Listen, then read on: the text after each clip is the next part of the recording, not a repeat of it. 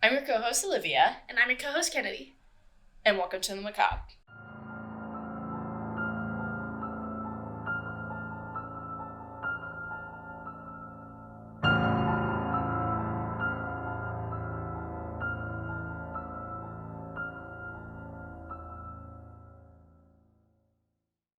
So today, we've got two new true crime stories. Yep.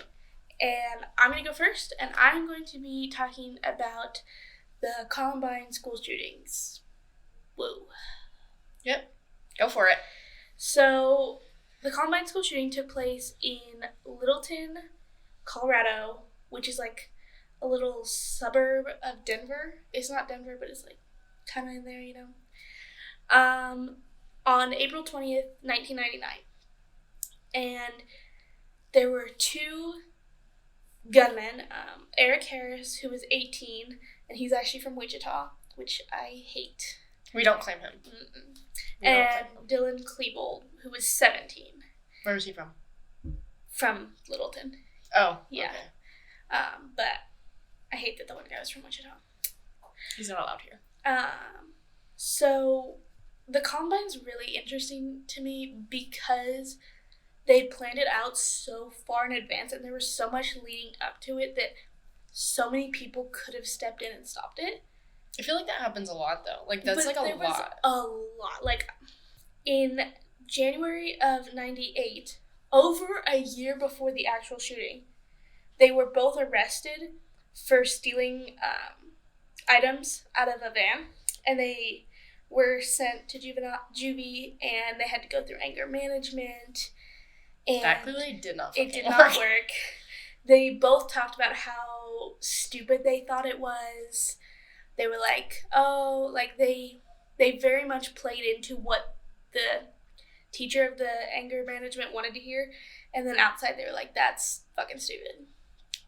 And then March 98, still a year before the actual shooting, Eric Harris had threatened to kill another student. Aww, see? Yeah. Brooks Brown was the name of the kid, and the parents were pissed and filed with the sheriff's office saying, hey, this kid tried to threaten to kill my kid. Let me guess, they did nothing? They did nothing. That's what they always do. It's cute. They were like, oh, silly little teenager. That's just teenage angst. Don't worry. Yeah. Because personally, I always threaten to kill my classmates. Yeah, I mean, it just happens. That's what I do. He even put it on the internet. He had a little blog.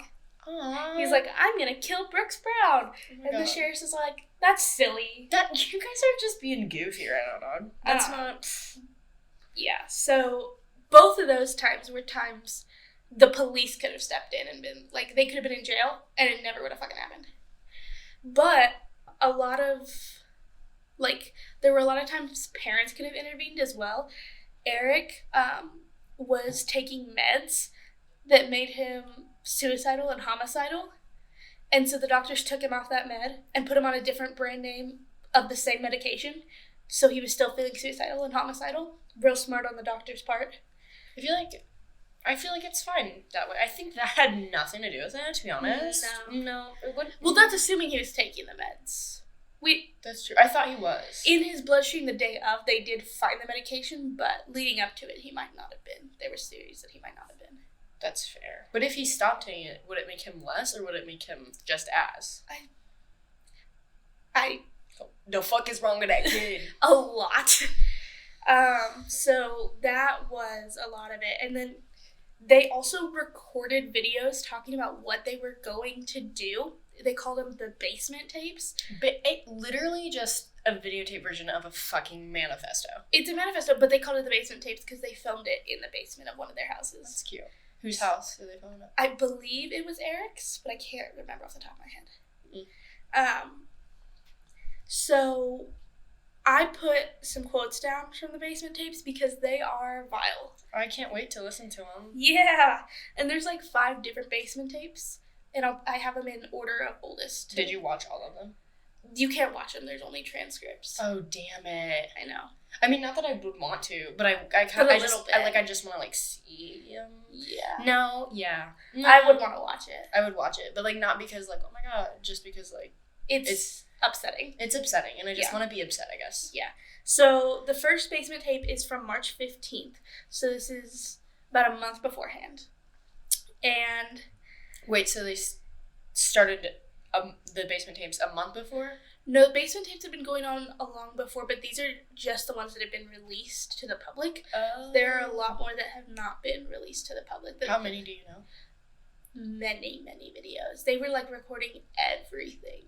That's disgusting. And the victims' families got to see all of them. I don't... If they wanted to. Well, yeah, I don't think they'd be like, open your eyes! They're like, and now you have to watch this. I would, but I wouldn't want to see it at the same time.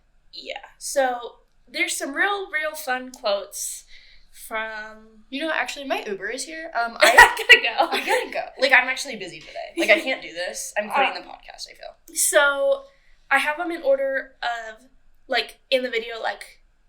Where they were. Yeah. Okay. So, one of the first things is they talk about a kid named Brandon Larson and how, quote, you will find his body. I love, like, imagine being that kid, though, and, like, listening and seeing that shit, you're like, oh my god. Because he lived, I think. Oh, okay. You're like, maybe. Pretty sure. But, like, imagine. They're like, yeah. Oops. Yeah, and then the next one... Was it, like, a jock guy? Is that who that was? Yeah, they really targeted a lot of jocks. Well, yeah. And so I'm sure it was. It's the same guy in my story. It's going to be great. It's not even a story. It's true crime, but... Yeah. Same guy. And then the boys talked about the large propane bombs they plan to use on unsuspecting students in the school cafeteria. How did they, like, even fucking do that? Like, they came in with bags and they just set them down and they were like, this is fine. 2 duffel bags. They were 20-pound pipe bombs. Yeah, that's... 2 of them. Mm-hmm. They had them in their little duffel bags and they carried them in, put it in the cafeteria, set the timer, and just walked away. And nobody, like, noticed? Like, nobody... It was a gym bag. I mean, it was a duffel bag. Like, But it was just there alone? Yeah. And they watched 2 of the most, like, weird, Oh, that's the thing. Weird kids. They didn't see any... There's no proof that they placed it, other than them saying they were going to do it. Because these motherfuckers were too smart for their own good. Because they purposely put the duffel bags in the cafeteria when the CCTV tape was being changed, so there's no proof of them going into the cafeteria to place the duffel bags. But nobody, like, even when they were placed, nobody even, like, noticed? They were just like... Nobody was in the cafeteria. It was 11 in the morning. It was before lunch had started. But then when lunch starts, nobody said anything. Would you question it if you just saw a duffel bag? I feel like I would. I wouldn't. But I mean, like a gym bag? I mean, I guess, but, like, there's 2 of them and, like, little, like... Well, they're not next to each other. If that makes you feel better. I don't think it does, but I feel like obviously it'd be way more conspicuous if they saw them do it. So I guess And also this was before school shootings were, like, a big deal. This was, like, one of the first big ones that got people's attention. Like, yeah. If I would have been a kid in 1999, I wouldn't have ever thought... Like, us now, we've been trained for, like, to think about it. Which is disgusting. I hate it, but... Yeah. This one came before Sandy Hook? This is the first big one. Oh, okay. Yeah. Which I hate. But they also said, quote, we're proving ourselves, quote, by doing this. Like, this is them proving themselves because to the world. They're macho, big PP energy now? Mm-hmm. Got it. Because they're part of the trench coat mafia. What the fuck is that? It was a little group of kids who were, like, social outcasts in this school who wore big black trench coats so they felt cool. Me. Just kidding. No. I wouldn't be doing that. Don't be doing it. This part is really, really sad. Eric says he isn't spending much time with his family so that there won't be any bonding and this won't be harder to do. Wait, Eric said that? Yeah. That surprises me because they said that Eric was, like, the one who was, like... Yeah. He's the bipolar like, one. the instigator. Yeah. But they both, like, feel like they're very conscious of what they're doing. Like, I know there's a later one where he goes, I wish I was a sociopath so I didn't have to feel, like, the remorse. Which I know is stupid, but, like... No, I get it, but, like, why the fuck would you do it, then? And, like, they also didn't just target, like, the jocks like they did, but they also just shot kids. Anybody. Who, like kids, like, freshmen who, like, didn't even know who they were. And they were just like, Yeah, they shot anybody they found. Well, not everybody. Well, I'll get to that. Yeah. Okay. Another quote is from Dylan, and he says, "Being shy didn't help. I'm going to kill you all. You've been giving us shit for years. Fuck you, Walsh." And Tim Walsh is one of the main cops who, like, was an asshole to them. And I think Tim Walsh was the one who arrested them when they stole from that van. So he was just doing his job? Got it. Yeah, and so he said, How "Fuck dare you, they? Walsh." How fucking dare they? Yeah. Oh, you're gonna love this. The duffel bags. You wanna know what they call the duffel bags? No. They're terrorist bags. Well, that's it's accurate. Yes, it's an accurate name for But they called them a bomb bag, I guess. Yeah. There's a little series of dialogue here, which is good. So Dylan says, "I don't like you, Rachel and Jen. You're stuck-up little bitches. You're fucking little Christian, godly little whores." And that's an oxymoron. Yeah, I was like, that doesn't sound, like, accurate. And then Eric says in response, "Yeah, quote, I love Jesus, quote, shut the fuck up.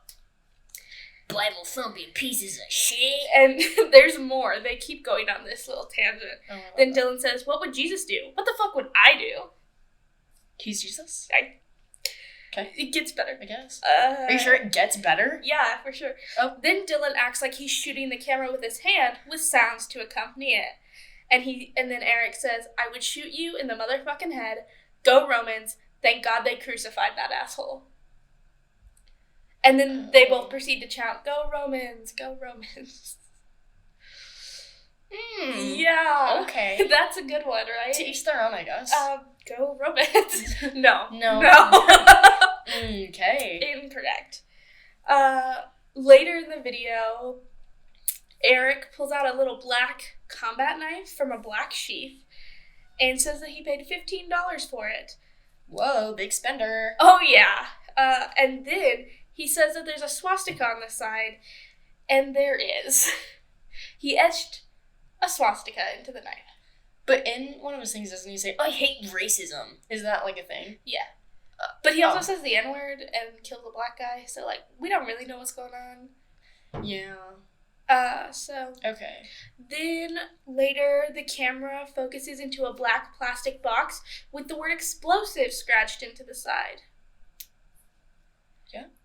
That's You fair. want to know the best part of that? No. Dylan mentions how Eric's parents took it away from him, but Eric adds that they only took the pipe bomb out of it and gave the box back. So the parents found a pipe bomb and gave him the box of explosives back. Wait. So with like fuses and shit in there and other stuff.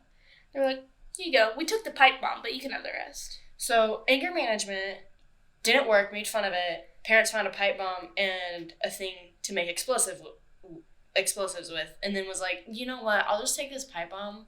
You guys can, like, go ahead and make another one if you want." Why? Like, I'm not blaming the parents, of A course. little bit. They found a pipe bomb? Okay, I guess. But, like, you, like, see that and you don't really want to be like, "My kid's a school shooter." You know what I mean?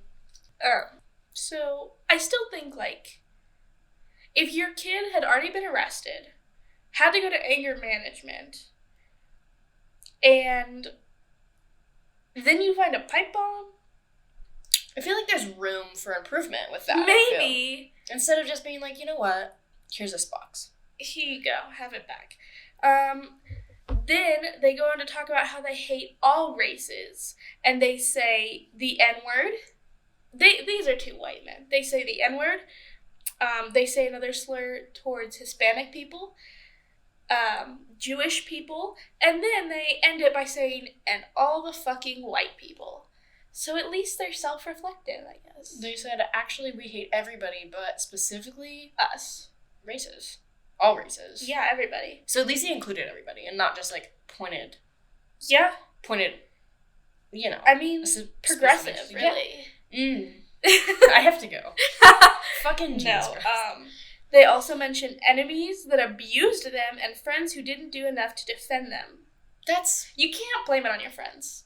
Or, like, anyone, really, for this. Yeah. But, like, especially, like, you know what? You're always nice to the weird kids. You always be nice to the weird kids. But, like, the thing is, like, they're your friends, so they give you some sort of support, and you're like, fuck you didn't do enough. Like, that's stupid. Yeah. In one segment, they spend more than an hour discussing their hatred for humanity and their fellow students, whom they vowed to kill. They name some of the classmates they hope to murder. Did they? Yeah. But I don't have the names. Why wouldn't you have the names? It wasn't in the transcript. Ugh. Well, that's fair. You probably don't want that out there. Yeah. If you're the person. Oh, that's really fair. Yeah. I was just thinking, like, recognizing the victims, kind of, you know what I mean? I have the names of the victims later on, but... Yeah, that's good. Yeah. A couple times during their rants, Dylan warns Eric to talk more quietly so as to not wake Eric's parents who are sleeping upstairs. They're like, shh, shh, shh, shh, my parents. But I feel like even the parents would be like, oh, they're talking about, like, pipe bombs. Like, oh, they want to, like, fucking kill, like, their classmates. That's okay. Like, they're just, at least silly. They're just airing it out. Like, it's fine, guys. There's another quote where they say, go ahead and change gun laws. How do you think we got ours? Because at the time, Eric had just barely turned 18. And so, yeah, they got their guns illegally, obviously. They also discuss coming back as ghosts to haunt the survivors, to, quote, create flashbacks from what we do and drive them insane. Good thing they didn't. Hopefully. I mean, we don't know.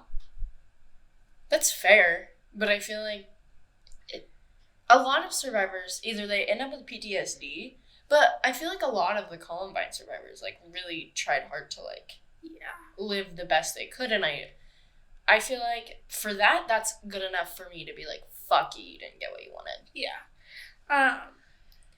Then Eric says, you guys will all die, and it will be fucking soon. I hope you get an idea of what we're implying here. You all need to die. We need to die, too. We need to fucking kickstart the revolution here. The revolution already fucking happened. Everybody, you're done. And then there's more of the same dialogue. Dylan says, the most deaths in U.S. history. And Eric kisses his shotgun and says, hopefully. But that's not even... It didn't happen, but they were really going for it. Idiots. How big was the school? Like, how many students? I believe it was like 800. Okay. I mean, I'm just... Yeah. I didn't know how big it was. Then Dylan says, we're hoping. I hope we kill 250 of you. It will be the most nerve-wracking 15 minutes of my life after the bombs are set and we're waiting to charge through the school. Seconds will be like hours. I can't wait. I'll be shaking like a leaf. How long did it last? Fully, like, an hour tops. They don't actually have an exact death time for the boys, because they weren't in there, which I'll get into, but... That's fucking crazy. I mean, technically they are kind of right about that. Like, to be one of the people in the shootings, that would feel like years. Yeah, but I think there was actually only 20 minutes of actual shooting. Jesus. Yeah. Oh, and then Eric comes back with, I hope people have flashbacks, and then he makes shooting noises while aiming his shotgun. The best part, isn't it fun to get the respect we're going to deserve? We don't give a shit because we're going to die doing it. Well, joke's on you, motherfuckers. We don't respect you. Yeah, I don't know Fuck They were like, we're gonna be loved. Nope. Because later Dylan says, directors will be fighting over this story. I know we're gonna have followers because we're so fucking godlike. We're not exactly human. We have human bodies, but we've evolved into one step above you fucking human shit. We actually have fucking self-awareness. So, like, they're in their own little, like, baby cult. They're like, oh, yeah. They're like, we're above God. It's us. Wrong. So that's the end of the first tape that's been released. Oh, good. So there's, like, even more? Oh, yeah, that was just one. Oh, I thought that was just, like, a mixture of all of them. No, okay. That was, okay. Oh, so good. The next one is 3 days later, on March 18th. Good. I love that breath. Yeah. So they state that religions are gay and for people who are weak and can't deal with life. How do you feel about that? That's not exactly fair, I feel like. That's kind of fucking rude. Fuck you guys. Then they talk about a couple of people, one of whom Eric says he wants to shoot in the groin area. Does it say the name? No. They also talk about someone named Jesse Gordon and, quote, the Goof Troop. I don't know what that means, but they said it. Well, they're fucking crazy, so... And then they go on a racist tirade talking about how that N-word stalked us that day and how black people talk in ebonics. Uh-oh, I don't know what that word is. You better be careful. It's it means like black people talk. Oh, okay. Yeah, and they bash on the Mexican slur again. Perfect. As they shouldn't do, actually. Let's not do that. This one actually, the next three are the most upsetting to me. Good. They wonder about the possibility of people catching fire from the bombs. When they lit the bombs, were people in there? No. What the fuck was the point then? They had a timer on it. Well, they're stupid. They timed it wrong. Idiots. No, they timed it right. It just didn't go off. So it was even stupider? They're just bad at making pipe bombs. Fucking idiots. Then... But I'm also not saying, like, they should have timed it sooner because then more people would have died. That's not what I'm saying. I'm just saying that, like, they're stupid. So, anyway. Then Eric, he looks directly into the camera and says, "You're lucky it doesn't hold more ammo." I hate that. Because there were multiple times throughout the shooting that they had to, like, stop and reload. I know. I wish somebody would have taken them down. Because at one point they did see them reload. And I just wish they would have. But, like, I would be scared to do that, too. But I wish they would have, is all I was saying. The last point I have for this tape is the boys insist we are, but we aren't psycho. No, they are. Yeah, for sure they are. They're like, guys... Don't worry about it. At least we have feelings about this, okay? Yeah. So then another tape, April 11th. This is now 9 days before the shooting. It's getting real close. So, like, through this whole time, the parents, like, were like, oh, kids are yelling and they can, like, hear them being disgusting. Yeah. It's fine. Like, did the parents even say they knew? I'll get to it. If you say they fucking knew, They did not know. Okay. If that makes you feel better. But they talk about it. I would have jumped out this window right now. Yeah. So on April 11th, Dylan says, "We've been planning this for over 8 months." Over 8 months! But even, like, I feel like they even had that in their mind a really long time ago, too. Yeah. Just because we're the loners and weirdos and people treat us mean, so I'm gonna do this. Oh, fuck you. Get a life. Yeah. This one's a long quote, so I'm just going to read it and then you can reflect, okay? Okay, I'll be making faces during this whole thing. So it'll be fine. So Eric says, "My parents are the best fucking parents I have ever known. My dad is great. I wish I was a fucking sociopath so I didn't have any remorse, but I do. This is going to tear them apart. They will never forget it." And then he addresses his parents directly. And says, "There's nothing you guys could have done to prevent any of this. There is nothing that anyone could have done to prevent this.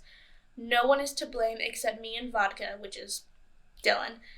"Our actions are a two-man war against everyone else." I forgot that they had nicknames for each other. Yeah, Vodka. Vodka and what? No, it was just Dylan had a nickname.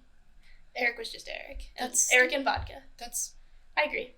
Okay, it should have been like vodka and fucking gin, Grey Goose, something. Wait, that is vodka, is it? Yeah. Well, whatever. So. Oh my God, Grey and Goose. Stop. Sorry. So yeah.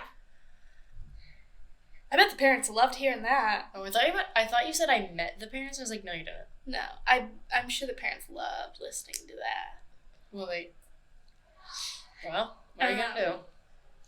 Oh, here's another one. Good. I think it was Eric again, says that he's going to be, quote, one tired motherfucker come Monday, then boom, I'll get shot and die. I feel like, so most of the time, Eric was talking. Yeah. During the tapes, it was Eric talking, but during the actual shooting, it was Dylan. That's weird to me. Yeah. I feel like it should be, like, the way how they, like, went about the shooting. I feel like it should have been reversed. Yeah, I agree. Because Eric needs to shut the fuck up. He needs a mute button. So in a lot of these, they mention the dates because they talk about how people are going to be studying these. But in this next tape, the date is not actually known. They've tried to piece it together based on, like, things that they mentioned, but there's no definitive date, so... Is there, like, a rough estimate? It's close to the shooting. It's in between the April 11th one and the March 18th one, but that's a pretty big gap. It is, yeah. And there's just a couple quotes from this one. They say, "It's a weird feeling knowing you're going to be dead in 2.5 weeks." Yeah, probably. I bet that is a weird feeling. Well, I mean, you wouldn't have to be if you just, If you just didn't do that. If you just, like, didn't fucking shoot yourselves and other people. Oh. We mentioned Brandon Larson again, poor guy, and his head being on a knife. Oh, my. This one is actually my favorite quote, I think, because it has nothing to do with anything. Oh, so they're just more idiots? The boys begin discussing how fucking snow is gay.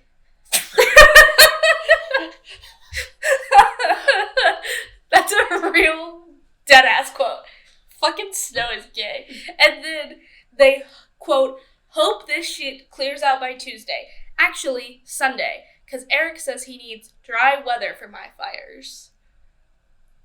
But I love the fucking snow is gay. I don't know why that just is really funny to me. That's because it's stupid. It's like, men do this weird thing. They're boys. Okay, boys do this weird thing where they, like, will, like, have a serious conversation and they'll be like, "Oh my god, did you see that?" I'm like, shut the fuck up. We're literally talking about something important. Like, you're literally talking about murdering children, and then you go, Fucking snow is so... Okay. I'm fine. Okay, so this last tape is 30 minutes before they start shooting. So that's good. So they were late? So they didn't, like, go to class until, like, 11? Mm-mm. Oh, okay. They skipped the first 4 periods. And a lot of people thought that was really weird because Eric was very, like... manic about classes? Yeah, he was very... He's just manic in general? Grade-focused. And so he had missed a test that day, and a lot of people thought that was really weird. See, like, he could have been just, like, a good fucking student. And people knew about him. They just thought he was fucking weird. Yeah, and he was going to go into, like, the Marines. Like, he could have done something. Like, I feel like a lot of murderers and, like, serial killers and shit, they could have done so much more with who they were, but they decided to just be the worst people on planet Earth. Yeah. So, Eric says, "Yeah, everyone I love, I'm really sorry about all this. I know my mom and dad will be just fucking shocked beyond belief. I'm sorry, alright? I can't help it." And then Dylan says, he interrupts and says, "We did what we had to do." And then Eric says, "Morris and Nate, if you guys live, I want you guys to have whatever you want from my room in the computer room." I hate that. Who were they? Friends. They say, "If my friends live, you guys can have this stuff." Saying that they might shoot their friends. But then... Or they might be in the bomb way, but...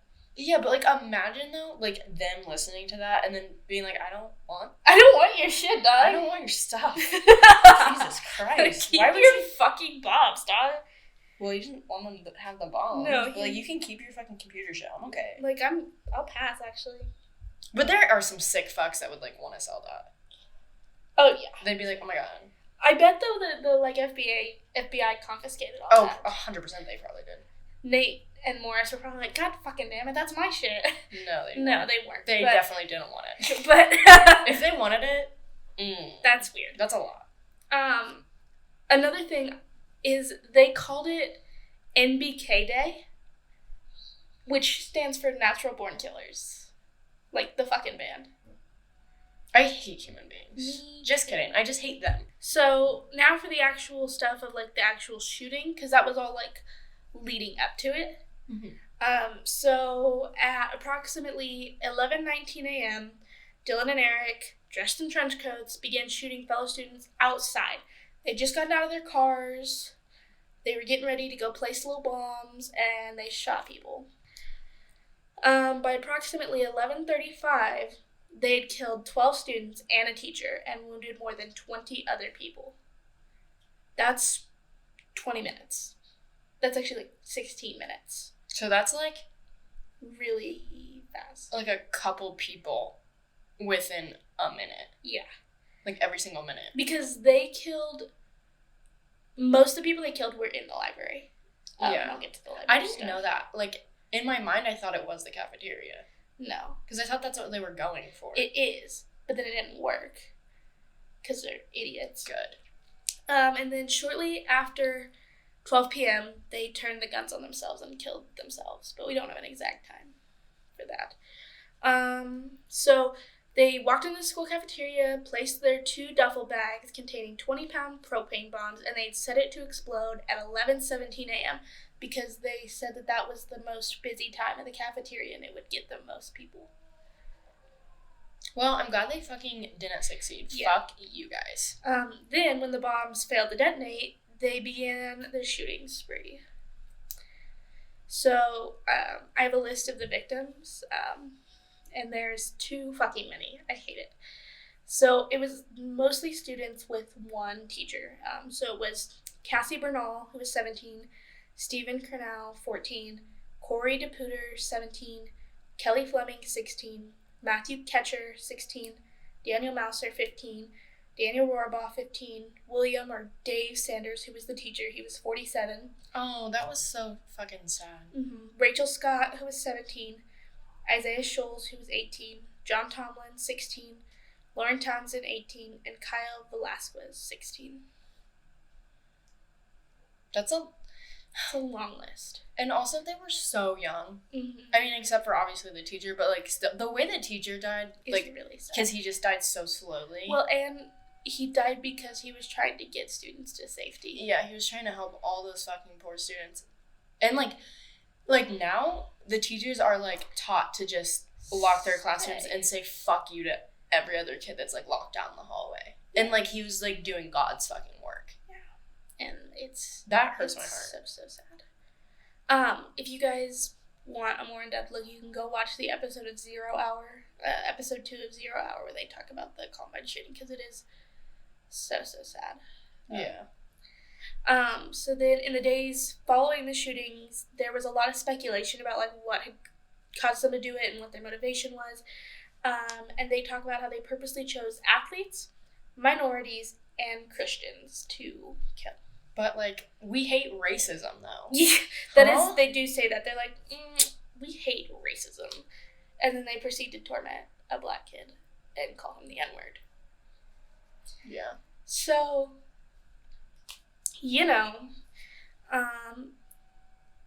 this part's really interesting to me. It was initially reported that one student, Cassie Bernal, who died, was asked by one of the gunmen if she believed in God, and when she allegedly said yes, she was shot to death. And her parents later wrote a book titled She Said Yes, honoring their daughter. Oh, that's really fucking sad. Yeah. However, it didn't happen. What do you mean? It was later determined the question was not posed to Bernal at all. It was to another student who had already been wounded by a gunshot. And when the person said yes, the shooter walked away. Wait, so Cassie? Yeah. She never actually said that? Yeah. She didn't. Well, then how did that even come then? Because there were people who made it out, but they obviously didn't know who they were talking to. I mean, if you were hidden under a desk. That's fair. Yeah. So it was a different student that actually said yes, and they didn't even shoot him. That's weird. Yeah. Because they were talking about how much they hated God, and like they were the gods, and then they were like. But I still think the She Said Yes book is very important. Like, yeah, that they did that for her. Later, subsequent investigations determined that they chose their victims actually randomly, and that they'd originally intended to bomb their school, hopefully killing hundreds of people, which didn't actually happen. Which is good. Yeah. Fuck them. There was speculation that they committed the killings because they were members of a group of social outcasts called the Trench Coat Mafia that was fascinated by goth culture. It was also speculated they had carried out the shootings as retaliation for being bullied. So that's why I say always be nice to the quiet kids. Yeah, but also, don't fucking shoot up schools. Yes. Yeah. Like, let's not do that. Yeah, but, I mean, save yourself first, you know. Yeah. Then when the police actually got the journals that Dylan and Eric had, they discovered that the teens had been planning this bombing for a year to be similar to the Oklahoma City bombing. Yep. And that one also breaks your fucking heart. Yeah. Investigative journalist Dave Cullen, who wrote a book in 2009 about Columbine, described Harris as the callously brutal mastermind, while Dylan was a quivering depressive who journaled obsessively about love and attended the prom 3 days before opening fire. This motherfucker complained about being, like, the weird kid. And he had a date to prom even. And he went to fucking prom with a date? Yeah. Okay. Yep. What are we doing? God, there were people that were actually nice to them. Like, the fact that they like, just blamed it on the dogs, they just wanted to fucking shoot up a school. Like, that's stupid. Yeah. So, earlier we talked about Brooks Brown, who was the kid that they had threatened to kill online. During the actual shoot, before this shooting had actually happened, Brooks had met them outside because they'd kind of made their peace, and Eric said, hey, like, get out of here, go home. That's crazy. Yeah. He just let him go. But they did that. They only did it to one other person too, right? Yeah, I don't make it to that. There was only one other person that they spared intentionally, and that was John Savage. And he was in the library when all this was going down. And when they were in the library, I believe it was Dylan, asked him to identify himself. And he said, John. And Dylan was like, John Savage? And he was like, yeah. And he's like... And they, like, started having a conversation. Like, John goes, like, what are you doing? And fucked up Dylan goes, just killing people. No fucking joke. And, I would have pissed my pants if it was John. Like, I get it. Oh, yeah. I would have been shitting my pants. Shitting bricks. Yeah. And so Dylan, was like, hey, man, get out of here. Run. Like, get out of here. And John talks about it. He's like, I kept looking behind my back and I was running as fast as I could in case they changed their mind and tried to shoot me in the back. Yeah, and that's so fair. I feel like, because you never know, especially with people who are that erratic. Yeah. I mean, they could just flip like a switch. Yeah, and they could also just said that so they could, like, have some sort of quote-unquote, like, hunt. Because people are fucked up, and I hate people like that. Well, there's not a lot of people like that, luckily, but still. This part is really upsetting to me.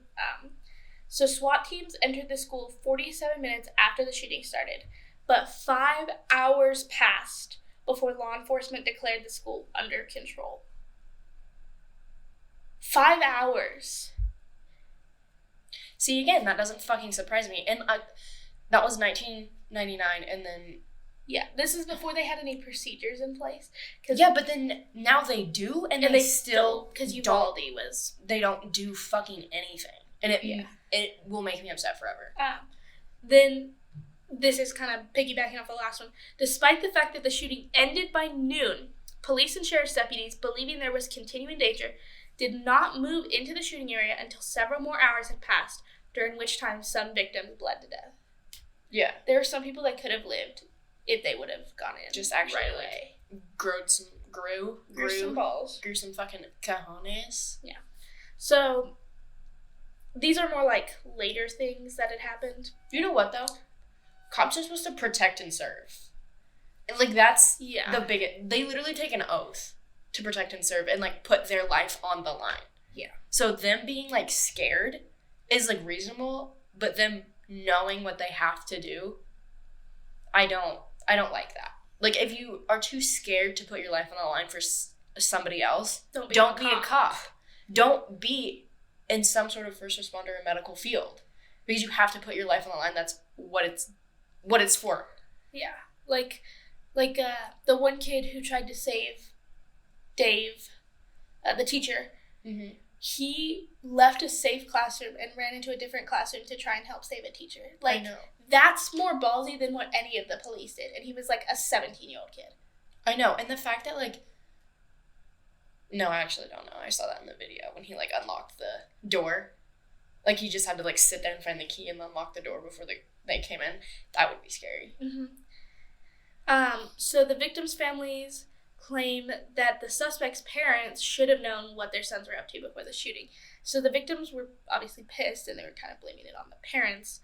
But then Dylan's mom, in her first interview, she says, quote, "If I had recognized that Dylan was experiencing some real mental distress, he would not have been there," she says. "He would have gotten help. I don't ever for a moment mean to imply that I'm not conscious of the fact that he was a killer, because I am." Well, that's a bullshit lie, because she knew that he had aggression and a fucking pipe bomb. That was Eric. Oh, then never mind. I'd take it back. Yeah. However, Eric's dad did make a call when the shooting was happening. He called 911 and said, "I think my son, Eric Harris, may be involved." And then when the 911 operator's like, "Involved how?" the dad says, "I think he may be one of the gunmen." Which would be hard. It would be hard, but also, like... Babes. Yeah. You hear there's a school shooting in your kid's school, and you're like, it's my son. 100% it's my son. Huh? Yeah. No. Huh. Yeah. So, the actual shooting time, it lasted less than 20 minutes, and they killed 12 fellow students, a teacher, and wounded 21 others. I think there was a total of 15 deaths after the bleeding out of some people. This story of a survivor makes me really happy and really sad. I hadn't heard this one, so it's fun. Yeah, I hadn't heard this either. So upon entering, they were still, this is during it, Dylan and Eric were still shooting at students in the hallway who were under the impression that their guns were paintball guns, thus continuing to walk towards them. Oh my god. One of the students was a sophomore, Lance Kirkland, who was shot 4 times, lying on the floor, calling out for help, and when Dylan stood above him and said, "Sure, man, I'll help you," to which he shot him in the face, and he lived. Holy shit, that's amazing. So Lance lived, and as Dylan walked away, Lance said, "Sorry, man." Wait, Lance said that? No, sorry. Okay. Dylan said it to Lance. He was like, "Sorry, man." No, he's not. No. But he fucking lived. That's incredible. There was part of the 911 call, one of the teachers is like, "There's a kid's face hanging off." That's this fucking kid. He got shot in the face and lived. What a badass. That, like, gave me, like, shivers. Yeah. Oh he my got god. shot 5 times total. And he then was one like, in the face? "I fucking lived." No, 4 times and then in the face. Yeah, that's... And he was like, "I'm gonna live, actually. Fuck you guys." Hey, how about suck my fucking big-ass cock? Because I have big dick energy and you don't. Yeah, so... Like, that's everything. I love that he lived. I know, that gave me... him. I got, like, I'm a goosebump. Yeah. My body's a goosebump. Other witnesses say that as they were, like, moving around the school, they would be laughing and shouting, quote, positive things, like, "This is what we always wanted to do. This is awesome." They said that out loud while they were shooting people. What the fuck? But that's also not fucking surprising. I didn't say it was. I just hate it. I hate it, too. So, like, they just terrified people. Yeah. And they're like, "Guys, this is so funny. Why are you guys not laughing? Lumow." No. So my last point that I have here is when they had entered the library, there was over 50 students in the library. And they had an agenda in the library. They were targeting students of color and anyone who played a sport at the school. According to witnesses, Eric stated that anybody with a white hat or sports emblem is dead. But that didn't actually happen, did it? Oh. They did say it, but they were saying, like, wearing a white hat at the high school was an athlete tradition, and so a lot of the students fucking, like, tried to hide their hats, like, remove the hats and hide them. Oh, yeah, of course. Yeah. But they did say that they were going to do that, but then they just shot people for fucking funsies, so there wasn't... They had a motive and a target, but they also just shot anybody they could find. Because they're stupid. Assholes. They just wanted an excuse to shoot kids. Yeah. So. Fucking children. Literal children. Yeah. So, that is... I don't like that one.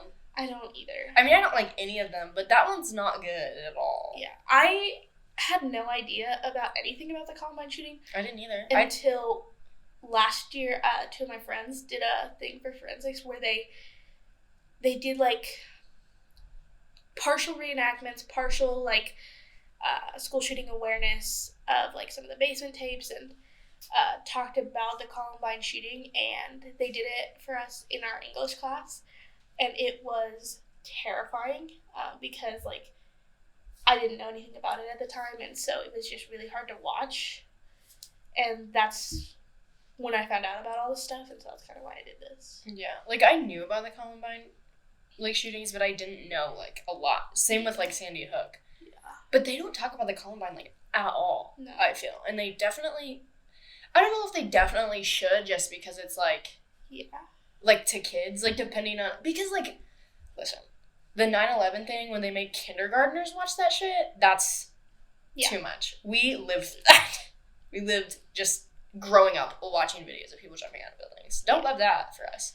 So I feel like it's important to talk about, but I also don't. I don't think it should be that young. Yeah, it's just like, there's like a very I don't think it gray should area. be a children's problem. I think it should be adults that have to deal with it. Like, we shouldn't have to be worrying about it at 5 years old. I agree. That's... Like, Uvalde, they were kindergartners, right? I think so. They were, like, elementary. Can you imagine?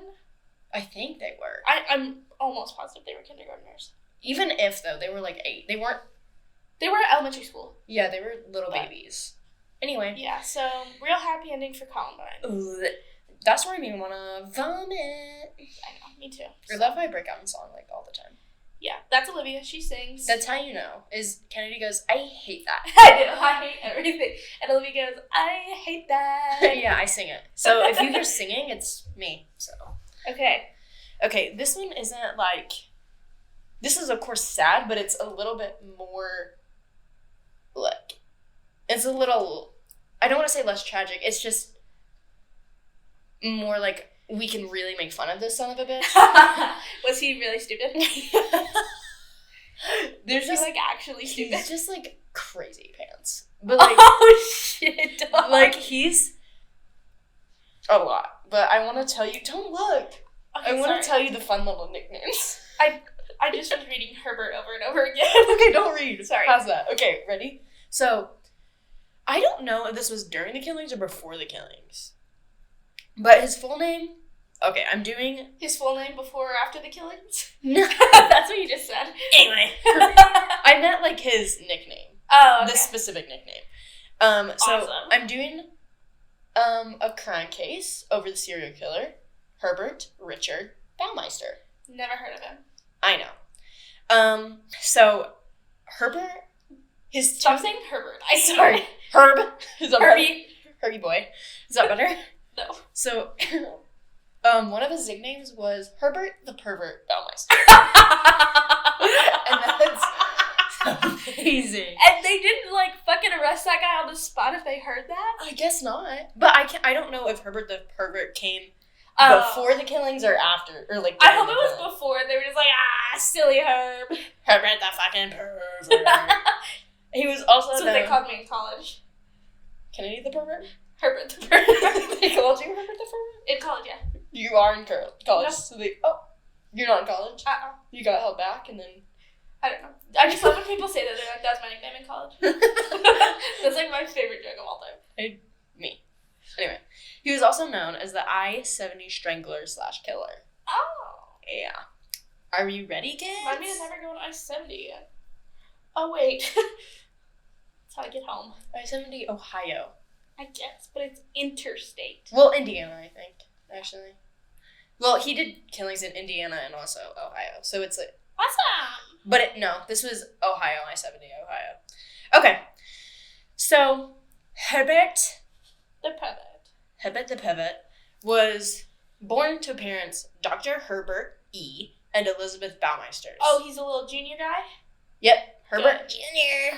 So, Herbert, Dr. Herbert, we'll say Dr. Herbert for the father. Okay. Dr. Herbert was an anesthesiologist, so, like, he grew up pretty, like, goodish. Like, not, like... Goodish. Not, like, wealthy back then, but just, like... Upper middle class. Yeah, like, middle. And then his mother was, a stay-at-home mom. So she just... Queen. So it's basically, like, a traditional life of... Yeah. Back in the day. When was this? I will get there. Like, what era? 40s, 50s. Oh, okay. When he was born. The killings are... Like the 70s? No. No. Late 80s. He was old when he did this? Late 80s, early 90s, baby. He was old as shit, dog. I think he was, like, 40s. Yeah. Herbert the Pervert. Oh, yeah, because we said, like, 40s is bad, as if a 23-year-old serial killer would be bad. Okay, but They're all bad. they're less perverty if they're in their 20s. That's wrong. I don't agree with that. I feel like the level of pervertedness increases with age. Well, just because they look creepier as they go. It's because you look nasty. They do. I agree. Okay. So, he was born April 7th, so he was a fucking Aries. Piece of shit. My mom's an Aries. Dun dun dun. April 7th? Oh, yeah, that makes sense. It is, yeah. In Indianapolis, My mom's a March Indiana. Aries. I just want to clarify. She's not an April Aries. Is she? She's a March Aries. I thought she was a birthday. She had a birthday? She does have a birthday. I thought she was an April Aries. Her birthday's an exact week after yours, baby girl. 27? Yeah. Oh my god, my grandma's is the 28th. Awesome. Love that for her. So yeah, That'd they're be Aries. She's the best. Love my Gam Gam. Anyhow. Gams. Really? Grammy? Well, apparently they fucking changed it on me. I know. I'm still pissed about that. You can't just fucking change my grandma's name. You can be special. I am special. Yep. It's a special granddaughter. So, he was the first of 4 children. And so then came Barbara, Brad, and Richard. Awesome. I just found it weird, though, that his middle name... Barbara Brad. Barbara, Brad. I just don't... It's weird. Herbert. And Richard. Is it Richard Ramirez? Unfortunately, no. 2 serial killers in one family? That's... Icon. No. Let's not do that. Icon. That's literally iconic. No. I think so. Did you say you think so? No. I said it, but I didn't mean it. Oh, yeah, well, duh. No, I meant it. Yeah. No, but I found it weird because Herb, his middle name is Richard. And then they were like, let's name the next son also Richard. Was his Richard Herbert? Maybe. I don't know. So by all accounts, his childhood was, like, pretty normal for the 40s and 50s. He was the oldest child, you said? Yes. Okay. So, like, I'm sure, like, his parents probably fucking beat him with a belt at one point, but, like, that's, but like... that was the 50s. Exactly. That's a normal fucking thing for them back then. Good thing it got better. Well.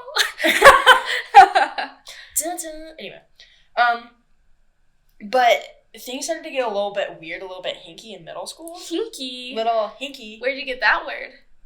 I don't know. You just say it? It's in my fucking head, my guy. I got shit in my head, dog. Sometimes. Incorrect. Actually, just air. So. Airhead. Also questionable. I think it's just a void. Black hole. Yeah. So, like, teachers started noticing a little bit of, like, weird things about Herbie Boy. They were like, oh my god, it's really, like, at first it was, like, kind of, like, any kid with, like, fucking, like, ADHD. Like, just, he was loud, disruptive, distracted kids. Me. He was, like, you know, kind of, like, whatever. And so, at first it was just kind of like that. But then they started to notice that, Herbie Boy was starting to become more obsessed with death and decay. Also me. I'm kidding. I love death. We have a podcast about death, so. Just crime, baby. Not about fucking... We have not covered anything where everyone survives yet. No, but there is a survivor story I really want to do. We should do a survivor story. Next time, because we've been really sad. That's fair. We need, like, an uplifting one. I just figured we should do an unsolved murder and then a solved one because not a lot of people like unsolved murders. Because there's no, like, I wanted closure. to switch it up and do the school shooting instead of just, like, a typical murder. Well, fuck you. I did it anyway. Okay, so he's obsessed with death and decay, which is fun. One of his friends also said that he remembers Herb used to ponder what human urine tasted like. So he was like, I kind of want to, like, take a little sippy of that moment. Kind of looks like lemonade, man. Not really. Not really. And it also doesn't smell like lemonade. Mm-hmm. Pee-pee can kind of be stinky. There was also really fun things that happened. Also, he once found a dead crow on the side of the road, put it in his pocket, and then when the teacher wasn't looking, he put it on her desk.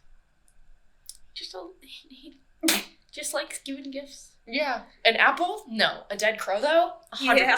That's what we're doing. He wanted to be unique, all right? That's Apples fair. Are overrated. That's true. He was just trying to stand out.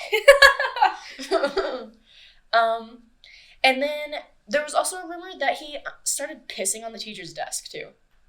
Like, instead of drinking it, he just wanted to, like, piss all over her desk. He's just like, you want to try it? You want to, like, try this moment? It's kind of yummy. Yum-yums. So that's when, you know, his classmates were like, I don't really want to be friends with you, buddy. You're a little weird. Anyway, so his peers started distancing themselves from him because Herbert is fucking weird. Because, you know, all those things are not my favorite things. I don't know, They're pretty good? Yeah. So then the teachers were like, hey, Dr. Herbert and Elizabeth, your son probably should get looked at, to be honest. Like, he's a little bit going off the rails, I feel. He's a little cuckoo.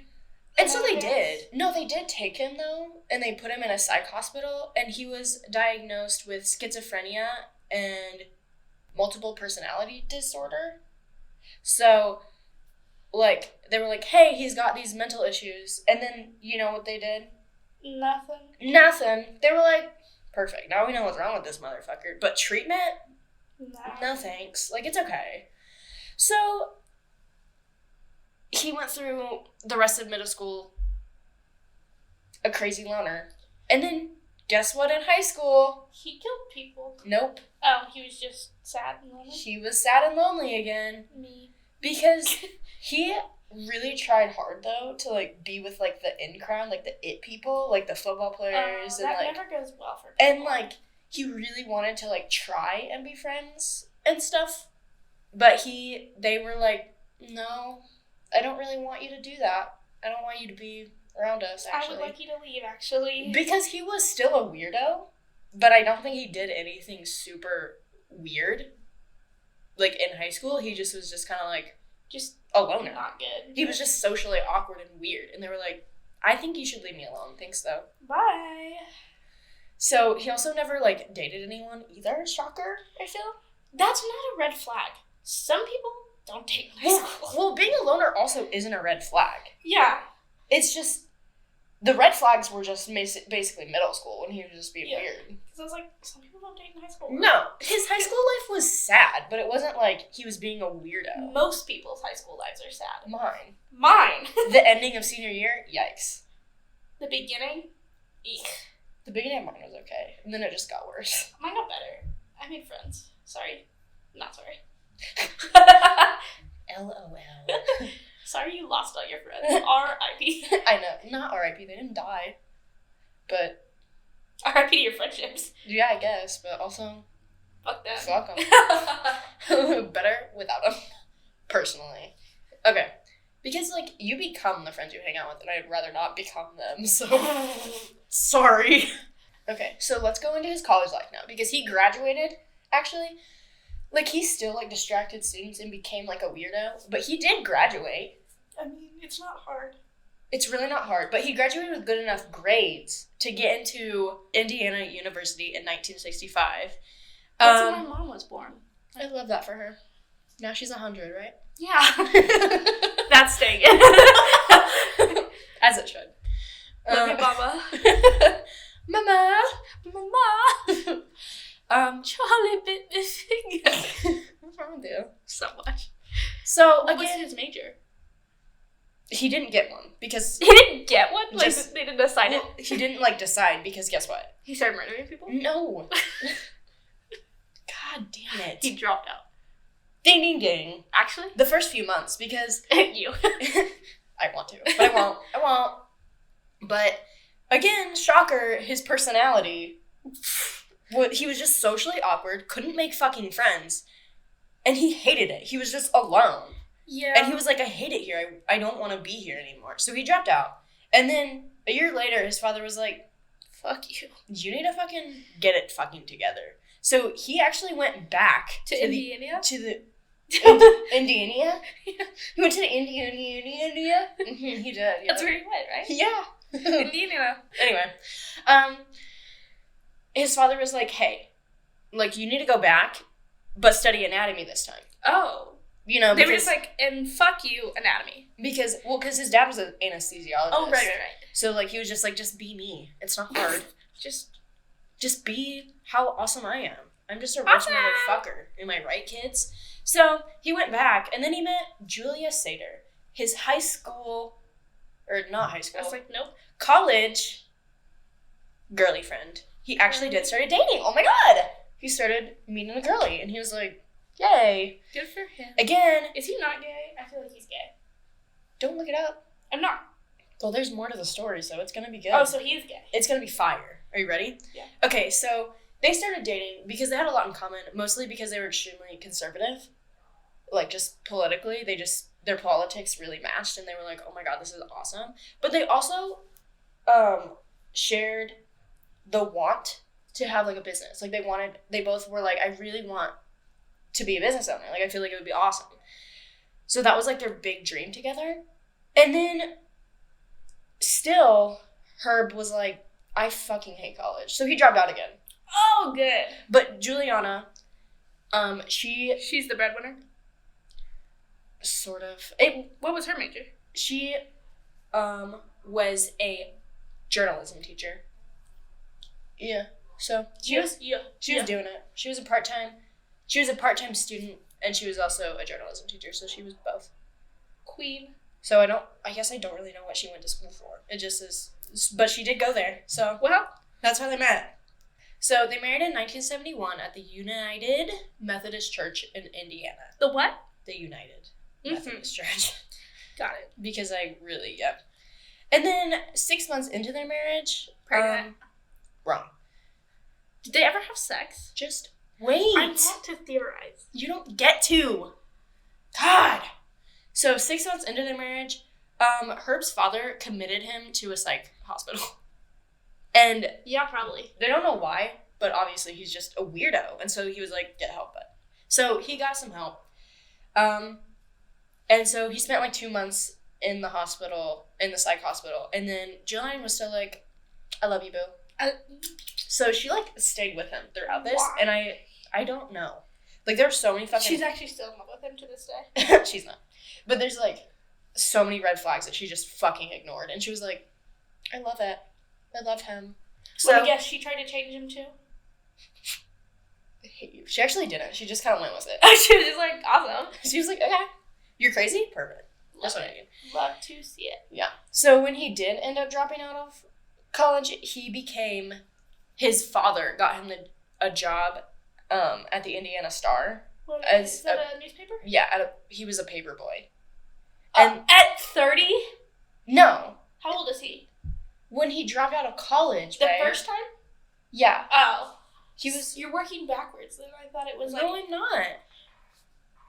Well, he dropped out of college like 3 times. Twice. You don't know. You're not paying attention. I am.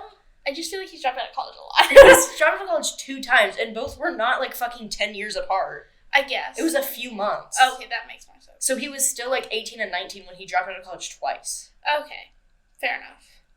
You're like, he was in his 30s and he was a paper boy? No. Even still, being like a 19-year-old and being a paper boy is still weird. I feel like it's not. Because like, it's like 10-year-olds are paper boys. That's not true. It is. No, it's not. Yes, it is, because I worked for a fucking newspaper. You can't dog on people who are paper boys. At 18, yes, I can. I just did. Get over it. 19-year-old paper boys, get over it, I guess. I don't Comment if you are a paper boy. And you're 19 years old. An adult, yeah.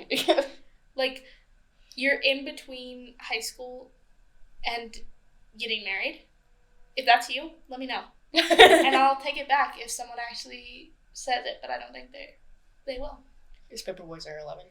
Paper boys are literally children, yeah.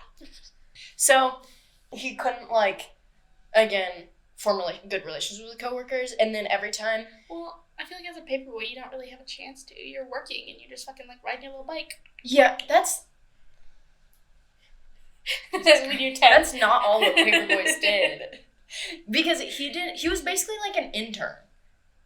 He got, coffees and shit, too. He wasn't just a paper so he was boy. important. He was important. But he was, an intern. He still, made relationship friends. He wasn't just on his little bicycle throwing newspapers in backyards. Well, then don't say he's a paper boy, because that's what I fucking That's imagine. what he was. That's literally the title of him. Okay. But if he was an intern, then I feel like that would have been better. Well, that's not what they called him. They called him a paper boy, and you can literally leave it. Okay. Take it or leave it. I'm gonna leave it. Okay. Did you hear that? Yeah, I did. Perfect. I'm gonna leave it. I guess. So he eventually got fired just because he was acting like a total little piss baby. Because whenever he didn't get recognition for the good things he did, he would have a little bitch fit. You. Not me. Hello? Is someone going to jail right now? I'm so confused. I don't know. It sounds like when you go to the casino and someone wins the. You know, it sounds like a school bell. I think they might be watching a movie. Oh. Maybe. I don't know. Weird. Anyway, so he was just a little asshole, and he was I think he was 19 when he was a paper boy, so he was just being a dick, and so he never got a promotion, obviously, because he was just fuck you. Because he was just crying about everything. What, from paper boy to paper man? Yeah. Intern to better intern. Intern to a fucking employee. Yeah. Not a coffee brother. Yep. So, after that, he got fired. He got a job at the Bureau of Motor Vehicles. He worked at the fucking DMV? BMV, babe. Yeah, but it means the DMV. No, it doesn't. What's the difference between that and the DMV? He was a fucking...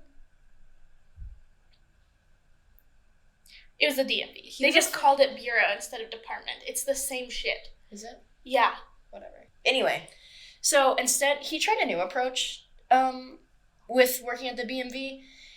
He became very aggressive with his coworkers and started just yelling at them.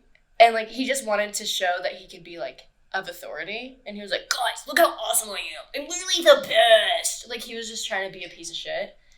And so he was like, guys, I'm a really good supervisor. As you can see, I fucking hate when employees do that. You're the same rank as me, but you're gonna act like you're my fucking boss, mostly because you're older and I'm younger. That's stupid. That's bullshit. Ageist is the worst. Yeah. Well, no, it's not the worst. Racism is the worst, but ageism is still bad. You know what, guys? I hate racism. Just making that clear. I said ageist was the worst, and I was like, I take that back. It is not. There's a lot of things that are worse than ageism. But it's still bad. Yeah, it's not good. But he did actually get promoted. No fucking way. Yeah, he did, but after 10 years. It took him 10 years. So now he's 30. I guess. I don't fucking know how old this motherfucker is. Just kidding, I do. He's gross, and I don't like him. So he was recognized for his actual hard work. He still was he was a piece of shit, but he was a hard worker, and so he was they were okay, you can be promoted after fucking... Actually, it might have been 9 years, but 9 to 10 years. That's still a very long time to get one decade. For a singular promotion. That's not good. That's not awesome, and I hate that for him. So, a year after his promotion... Actually, before he got his promotion, let's rewind it. He was working at the BMV, but for a goofy thing... in the early 70s, he was hey, you know what's really fucking funny, guys? I'm gonna send all of you guys a Christmas card. No. With me Mm-mm. and another man dressed in drag and, give it to all of you. Which, actually, that's iconic. I would do that. Yeah, we should do that. For now, for, in 2022, that's fucking hilarious. That's and true. I would love everything. The 70s. So.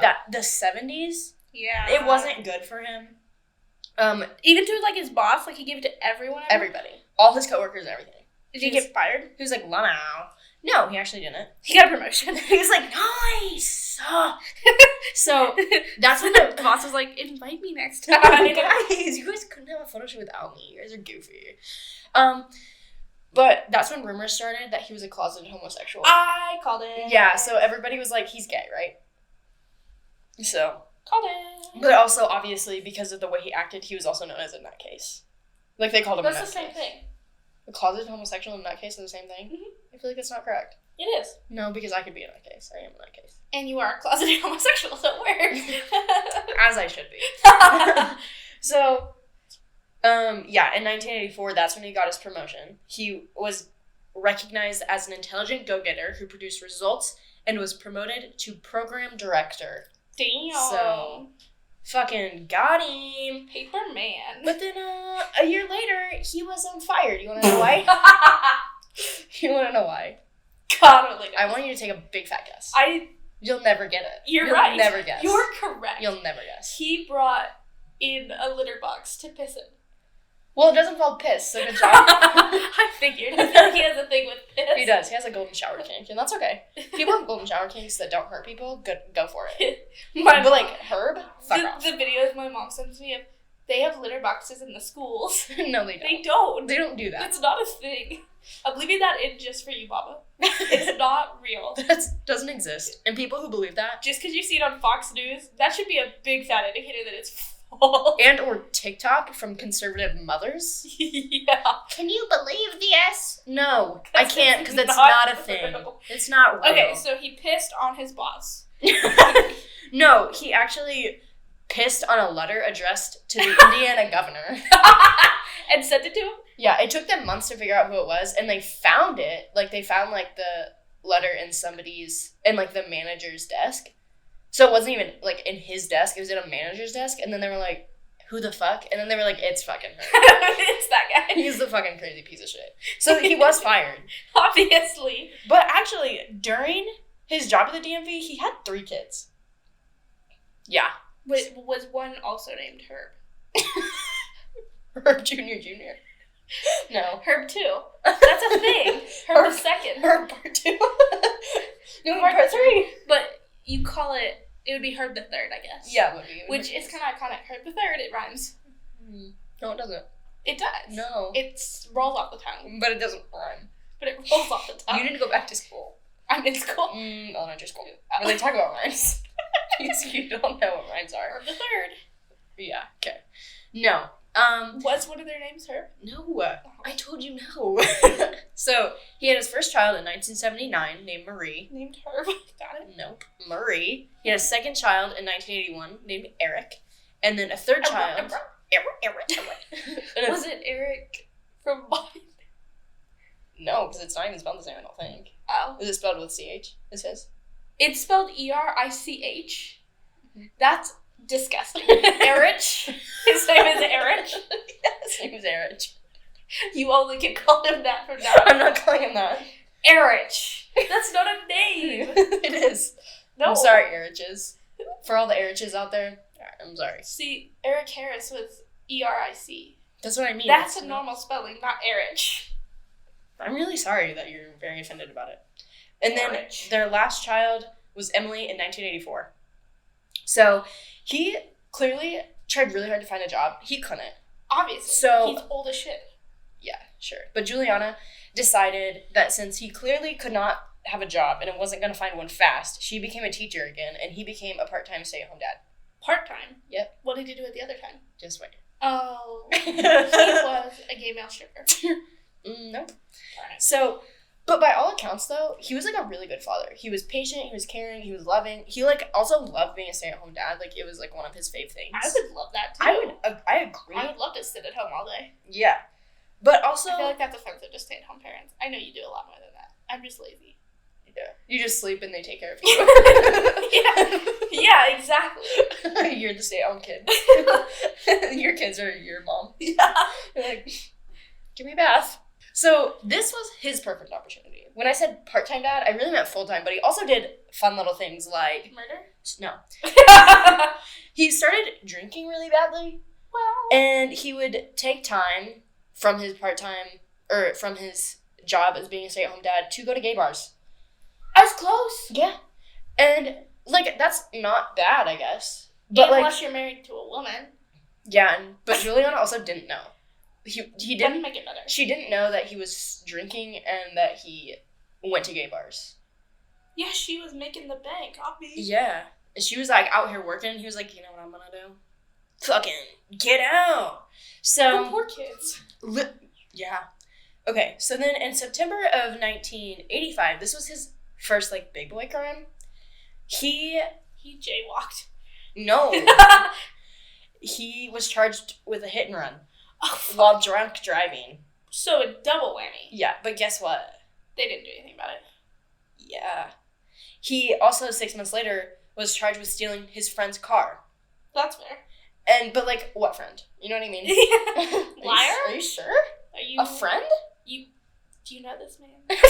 Is he from the gay bar? Do you know him? He's probably from the gay bar. Who, the friend? Yeah. Because he's just, like, a stranger. He's like... Yeah, he probably, like, stole it. From the gay bar. Yeah, that's what I'm saying, dog. Yeah. So, the warrant was filed, and he was charged with auto theft and conspiracy to commit theft, but after one day of a bench trial, the charges were lifted, and they were like, it's fine. Why? Just cause. Because it was a corrupt judge. Like, oh, fucking duh. Like, if you want to get out of a charge, bench trials are probably your best bet. I don't know what that specifically means, a bench trial. A judge makes the decision for you instead of, like, a jury. Yeah. So. The judge is like, I want to fucking go home. You're good to go. This is great. I love it. Thank you so much, Shoddy Bay. So, then he eventually did find a job. He started working at a thrift store. He thought at first, he was like, this is so fucking gross. Like, this is beneath me. I'm literally way better than this. I'm the best thing ever. You suck. But he decided, you know what, though? Let me start a business. So, he became the owner. Should I guess? Sure, if you want. Go ahead. Is it bad? Or is it, like, pretty... No, it's fine. Normal? It's normal.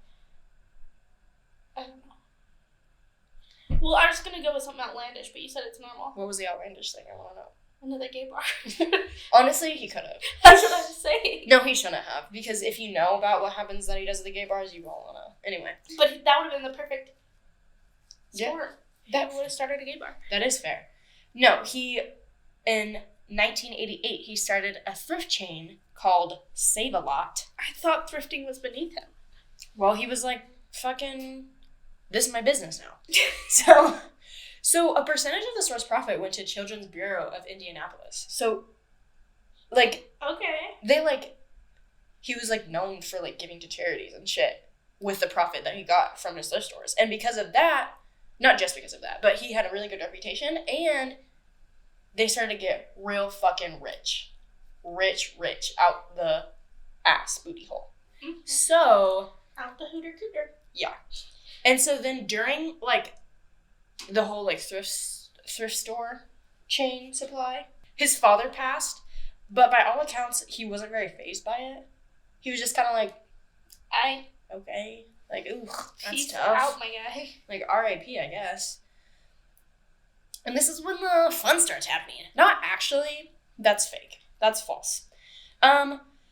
He and his wife and his children moved into what they call Fox Hollow Farms. That sounds fake. It does. It sounds lovely.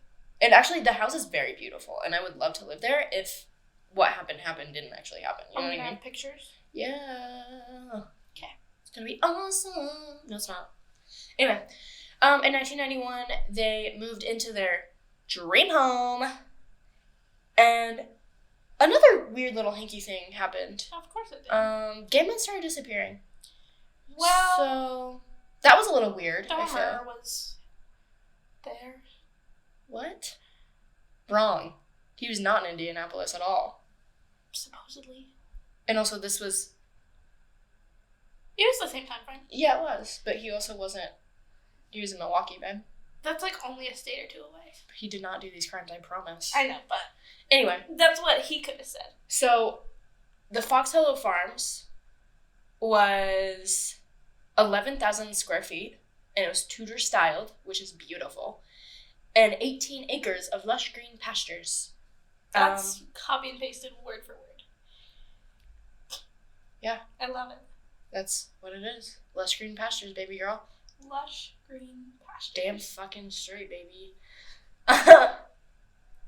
And it was in Westfield, and it was like right outside of Indianapolis in Hamilton County. I guess. So it was like a little bit out of the city, but not too far, because that's... So that he could still go to gay bars. Yes, that's why. 100% it is. Yeah, I'm not stupid. Good for you. Some people might not understand and connect two and two, That's okay? why I say it out loud. I know, that's very helpful. Thank you. So Juliana described it as, quote, a utopia where the kids could rollerblade without having to worry about cars coming around the corner. So, like, that would be nice. Like, all in all, this would be, like, the best life ever. Unless your dad's a murderer. Yeah, I agree. Is he a serial killer? Did he kill more than 3 people? Yep.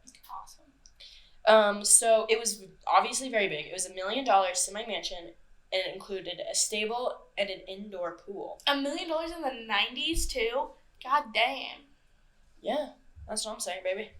Obviously, he became very well respected in the community, and like they were like, oh, Herb's like a really nice guy. He actually, a fun little moment, he was interviewed by Wish TV about a dead raccoon, because... What a weird thing to interview someone about. I know, but they did this, he was interviewed because there was a dead raccoon while the city was doing, like, road construction, and they had just painted yellow lines over the dead raccoon. You're kidding. No, they, like, didn't move it. They were like, okay. K-Dot really, like, missed their shift on that moment. That's really working your wage. They were like, no, I don't have time to move this fucking raccoon. But you know what Herb said about it? He's like, I did it. He was like, guys, I put it there. If anything, he would have put it in his pocket. He probably would have put it on his wife's desk. She's a teacher. Yeah, probably. So he said that it was very grotesque, and he was like, how could they do that? How could they be so careless? And, like, that poor raccoon, and, like... The poor raccoon! He was like, that is just so disrespectful. Like, oh You're my kidding. God. No, he said that. You could find... The video is online, and I'll watch it with you. It's very funny. Okay. Just him going... It's grotesque. How could you? How literally could you? I'm like, you're an idiot, and I don't like you. So, like, everybody thought the Baumeisters were, like, so amazing. I hate that last name. I know, sorry. But they were like, oh, they're like, literally the version of, like, A Perfect American Family, I guess. Yeah. But, like, behind closed doors, you could say. It wasn't awesome. Herb was extremely difficult to work with. Crazy. With his wife. He treated her less of a wife and more of as an employee and not even a co-owner.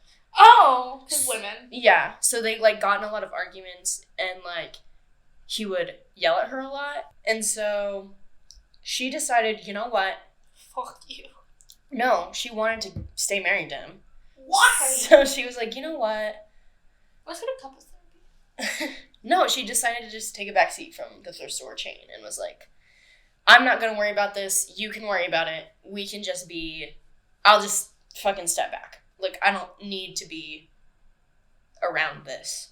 So she like stepped back. And so over like summers and stuff, Juliana took her children to Herb's mother's house at the lake. Without him? And Wawasee. Fake. Yeah. Her Lake Wawasee condominium. So it was like pretty good. It was a condominium. It was a condom? Oh my god. That's what I said. They lived in a condom. That's awesome. They're safe. They are protected. So, Herb would say, you know what? You go. You go for the summer. I'm going to stay here and watch over the stores. So. You know what you have employees for? Well, he wanted to make sure, okay? God. So, while he was taking care of the stores, the employees actually said, Herb became careless and neglectful. And he was like, you guys fucking suck. He's probably too busy at the gay bars. And when he was there at Save-A-Lot, they said that he was very unwelcoming and, like, rude. And then a lot of the employees actually quit. And then the stores started to deteriorate, and they slowly became bankrupt. Awesome. Yep. So the reason, Herb's little fun reason why he wasn't taking care of this store. You need to shut the fuck up. I'm right. The reason was because he liked to frequent the gay bars in downtown Indianapolis. Obvi. Now, when I mentioned in 1991 that all the gay men were missing, yeah, it was the same exact bar that Herb quite frequented. No shit. Yep.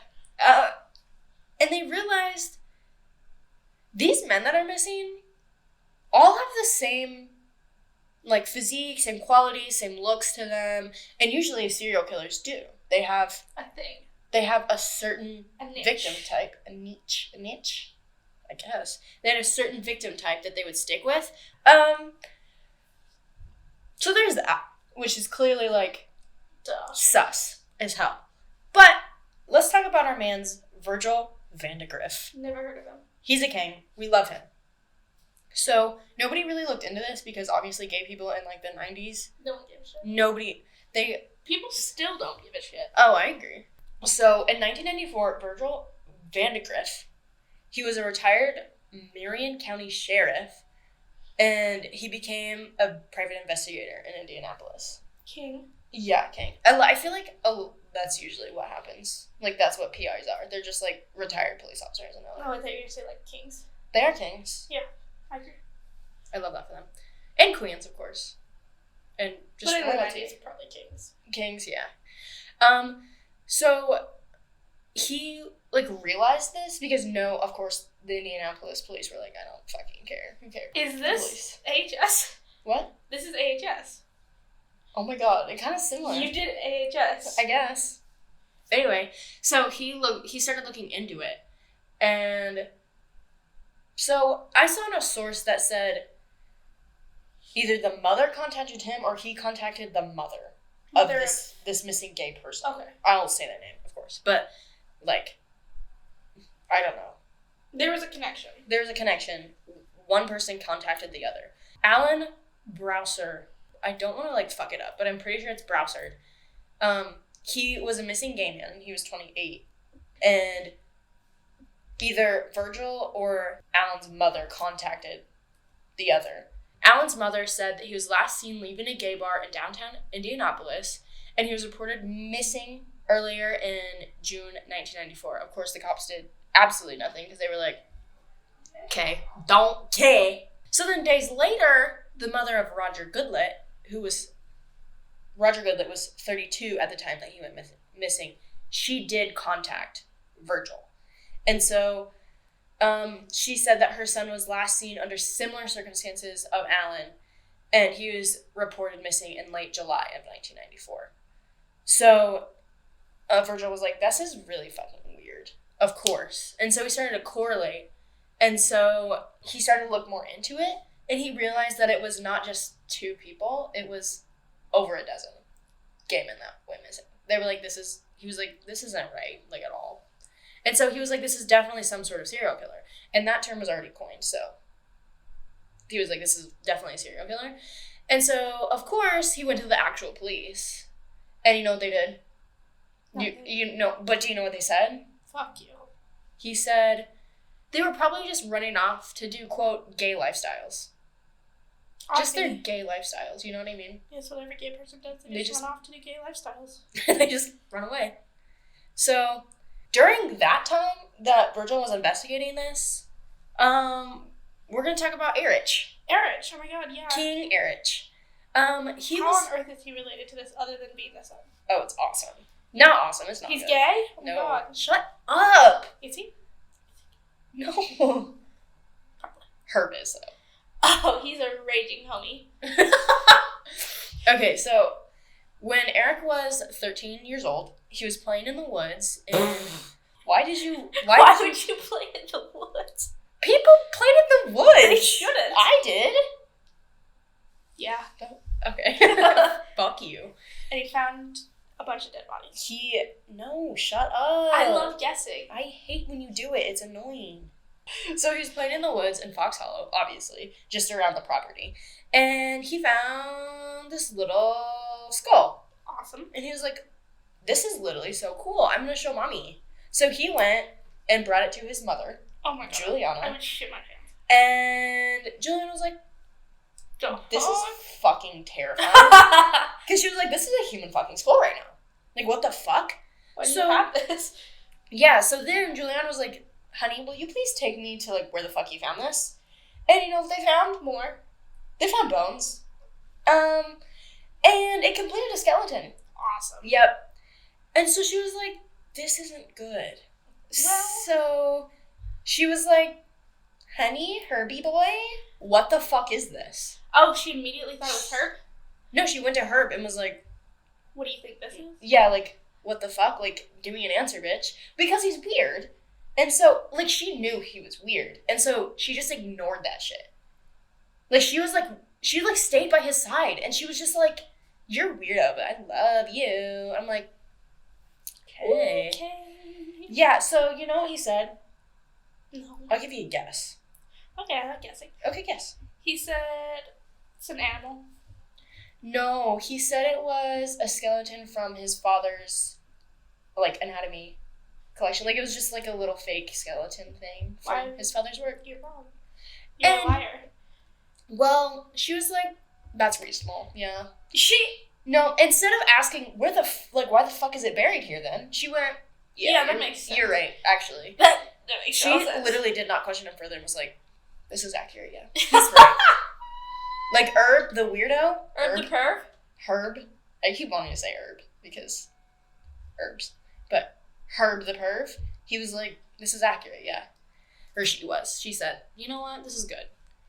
So, then we have our only survivor. Yay! Of Herb. So I guess there is a survivor in this one. Yeah.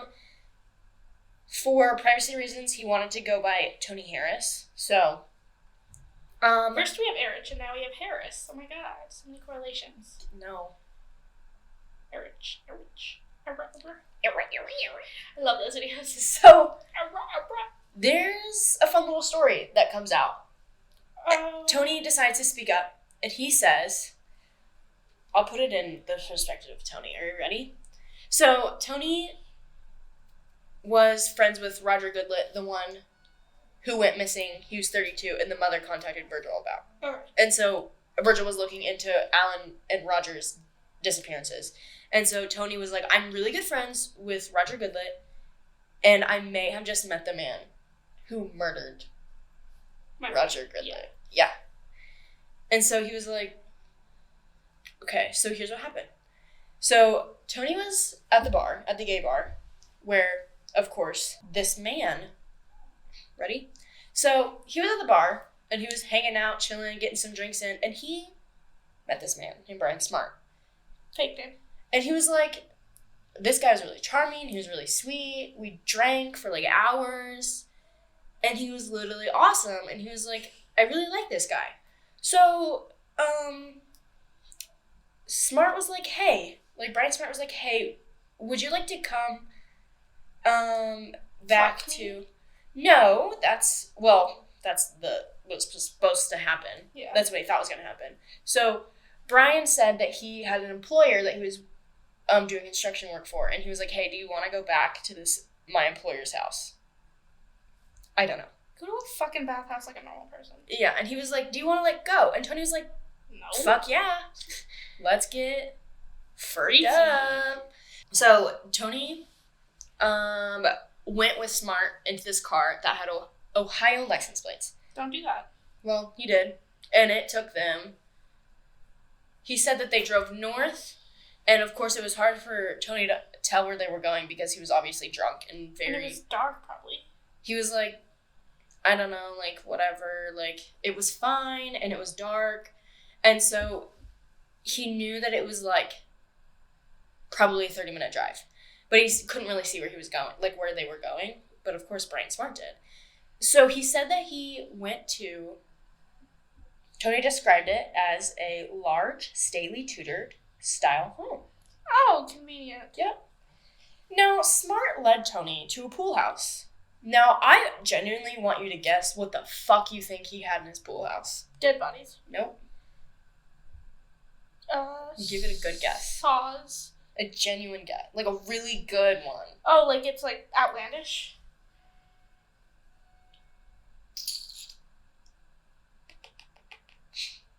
You're never gonna fucking guess. Mardi Gras beads. Honestly, probably on one of the fucking mannequins he had. They were dressed In drag? No, just like in party wear. Because Herb liked to say there were mannequins all over this place, all over the pool house. How big is this fucking pool house? Pretty big. There's pictures of it. Not of the mannequins in there.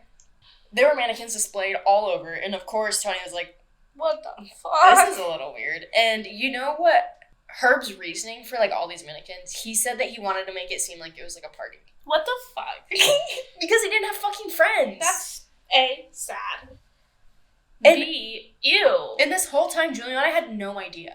Does she never go anywhere ever? They were all at their mothers Herbert's mothers during the summer, so they like didn't know. Like the whole fucking summer they were gone, and Herbert was doing weird shit like this, and he was like, "This is great." I love that. It like icks me out every time. Anyway, so it was like really fucking weird, but then like to calm Tony Boy down, he was like, "Hey, you want this drink? With drugs in it? You want me to make you a little drinky boy?" Tony was like, "Yeah." "No thanks." So Smart gave him this drink and was like, Drink it. Here you go. You want a drink? And then Tony was like, No, I'm actually really weirded out right now. He didn't say that, but he was like, no. Because obviously, seeing a room full of mannequins, or a pool, he was like, I don't really want to drink that, actually, so you can keep it. And Tony also said that Smart had, like, weird reactive behaviors. Like, he was almost, like, it seemed like he was on, like, cocaine or something. Probably like, was. He was just acting very weird. Well, he had no, like, drug history, like, drug usage, but honestly, wouldn't fucking faze me. Like, he probably would. So he was very uncomfortable about the situation, but, like, to ease his mind, Brian Smart was like, hey, have you ever heard of erotic asphyxiation? And Tony's like, no. And he was like, hey, let's, like, do this fun little moment. So Brian Smart gave Tony, a hose. And he goes, wrap this around my neck. So Tony proceeds to wrap the pool hose around his neck. And, while Brian masturbated, Tony would continue to, like, pull the, hose and make it tighter and tighter until, he did his thing. And so then he was like, okay, so now your turn. And Tony was like, no. Okay. So Brian wrapped the pool hose around his neck, and Brian started pulling.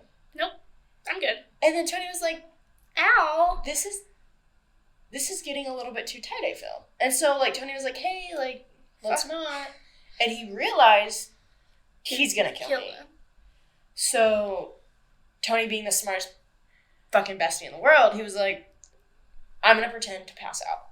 Smart. So as soon as he did that, Brian was like, okay, let go of the pool hose. He's so smart. That's what I'm saying. So he let go of the pool hose, and then Tony was like, gotcha! Ayo, and then Brian was like, oh shit. Oh, fuck. You're not, okay. So Brian was like, I'm gonna play this off. How do you play that off? He literally goes, hey, you wanna just, like, fuck? Like, are you ready to just go back? Like, go back to your, like, do you want me to drop you off now? He's like, yeah. And Tony's like, yeah, I think you should, yeah. And then Brian's like, do you just want to do this again? Sometime next week? Let's same time next week, I think. And then Tony's like, yep, let's do that, yeah. Oh my god. So, Tony escaped. But, by the fucking skin of his teeth. Yeah. And he contacted Virgil about this. For sure. Because Tony had went to the FBI and also the police, and they said the same thing they told Virgil. And they were like, it's fucking gay stuff. God, okay? Idiots. And so Virgil decided, you know what? Put this wire on you and try to meet him. No! So Tony agreed. And he tried to meet up with Brian Smart. But Brian Smart never showed up. Because Brian Smart doesn't exist. Brian Smart. Da-da-da! Anyway. So, while all of this is going on, there was also a little thing called the I-70 murders. Now, this was when Virgil Vandegrift was, like, investigating the string of disappearances at the gay bars. He found out about the I-70 murders, and this was in Ohio. And so, it was an ongoing investigation, and the murders stopped in 1991. When, you know who moved to... Indiana. Yep. Fucking... Brian Smart. Herbie boy. So he was like, that's weird that it just, like, stopped. But, like, so basically what had happened is that bodies had been dumped along I-70, and they were called the I-70 murders. But 4 victims were from Indianapolis. So, that's fun. And so then, after he found out, like, about all of this, he was like, this is so fucking weird. So he decides to go to the next queen in this, Mary motherfucking Wilson. And she was a detective who worked in the missing persons. And Virgil Vandegrift was like, I love her. She is so amazing, and I highly respect her. She's the best. So he talks to Mary about Tony and the missing cases, and she was like, this is really, really fucking weird. And so Mary drove Tony around the wealthy areas of Indianapolis, but he literally could not recognize any of the houses. He was like, I have no idea. Like, I cannot remember. So, it kind of just died. But then a year after Brian and Tony had, like, tried to, like, meet up, fucking Tony ran into Brian at another gay bar. So Tony was like, holy shit, this is this guy. So he went to the parking lot, Tony being the smartest motherfucker in town. I love this guy. I do too. He's amazing. He went. Called the police, probably. No. God damn it. Called the guy. Wrong. Shh. Carnegie. He went to the parking lot, found the car he was taken in. Oh, that's smart. And written down the license plate. Yeah. And then that's when he gave it to Virgil. Yeah. And they ran it. You know what name? Not Brian. Not fucking Brian. Herbie boy. Herb Baumeister. And they were like, the fuck? Who the fuck is this motherfucker? So then, Mary, with her cojones she had grown, she went and confronted Baumeister. You're kidding. Nope. She went up to Herb and said, you are the fucking suspect of 2 big murder cases. You were the lead motherfucking suspect. And she was like, give me permission to search your home. And he said no. He said, you're going to have to go through my fucking lawyer if you ever want to go through my home. Yeah. Fuck you. To be fair, I would do that even if I wasn't guilty, but... Oh, yeah, me too. But good for him, I guess. Yeah. Because you, like, cops can find anything and be like, because cops are fucking stupid sometimes. Not all of them, but most. If you read our cases, you really can see how fun that is. So then, she was like, fuck, okay, what am I gonna do? So, she decided to go to Juliana instead. Smart. She went to the home first. Except Juliana knows nothing. She told Juliana about this. And Juliana was like, no, he would never fucking do that. I love when people say that. You're like such a liar. Like he would never. And so then Juliana was like, hey, Herb, the fuck? And Herb was like, babe, I would never do that. I didn't even believe you would say that about me. You know me. We have been married for 25 years. Of course I would never do that. And Juliana was like, you're right. That was so goofy of me. So then Mary went back to the thrift store and confronted Juliana again. And she was like, please give us a warrant. And they were like, no. She was like, I'm not doing that. You don't get to search for my house. There's no way he did that. He didn't do it. So then Mary was like, okay, fine. I'm going to go to the court. She asked the court and she was like, hey, give me a warrant. We need to search this guy's house. They were like, you don't have enough evidence. It's all circumstantial. you don't have enough evidence for this. It's just, he says, she says. You don't know. So she was like, fuck. God damn it. Okay, fine. So. That's when you break in. That's illegal. Yeah. So's murdering people. But she would lose her license. But the case would be solved. She'd lose her license. Anyway. So. It was like Wilson was like, fuck, okay, fine. And so she had to just let it go because she couldn't do anything about it. And so did Virgil and so did Tony. Like, they all had to just let it go because there was no evidence against him to get a warrant. And so while, like, this kind of, like, died down, Save-A-Lot started to really go downhill. Shocking. The Children's Bureau, the charity that they gave some amount of the profits to, that was canceled. The contract was canceled. And then Juliana and Herb faced bankruptcy, of course, because fucking duh. Because Herb was like, I'm not going to take care of any of this. And so all the dreams Juliana had of, like, her family being together and, like, her working so hard on her marriage and, like, trying to keep them together, that was gone, basically. And she was like, I don't know what to do. Like, I can't do this. And so she was like, you know what, Herb? Fuck you. So in June 1996, she went into the office of Mary Wilson and confessed. She said that for years, that story of Eric haunted her. And, like, she never, like, she was like, he was weird. He, like, disappeared. He was fucking drinking. And, like, she was like, I don't know what to do. And she filed for divorce, too. So go Juliana. She was a fucking baddie. So she filed for divorce. And that's when Detective Wilson was granted a warrant. Yeah. Because Juliana was really like, okay, you know what? Fuck. Okay, let's do this. So they went to the house and they did a little searching. Shocking. They were like, okay. This is good. They, like, were on the road and they were like, this gravel looks weird. How does gravel look weird? They're like, this doesn't look like gravel. Like, this isn't like rocks. You know what it was?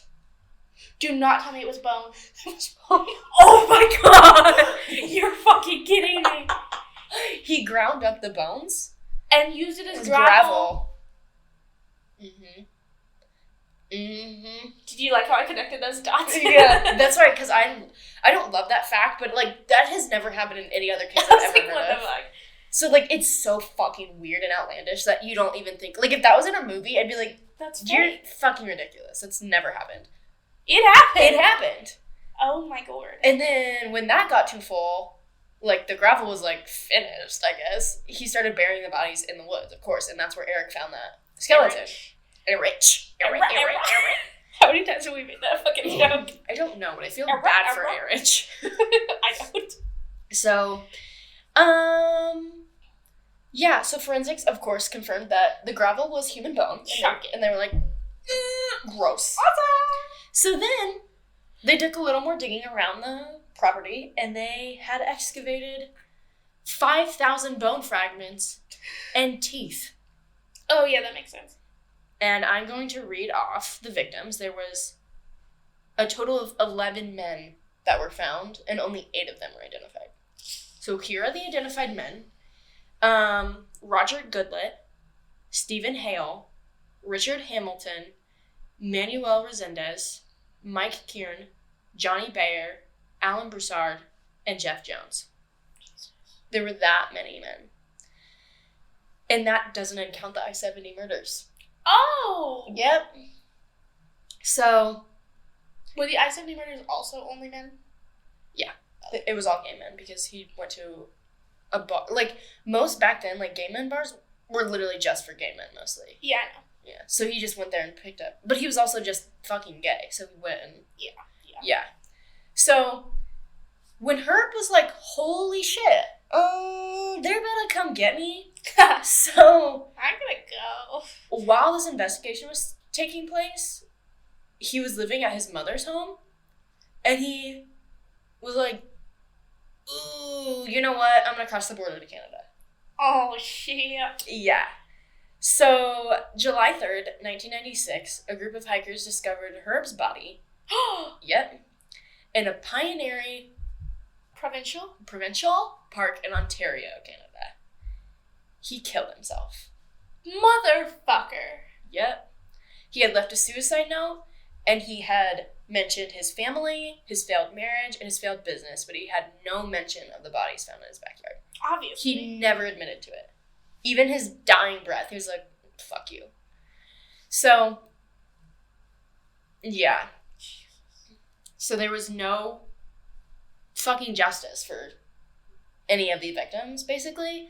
He didn't, like, get punished for it, which sucks. But then there was the I-70 murders that had now been linked to Herbert. They weren't solved officially until 1998. Wow. Yep.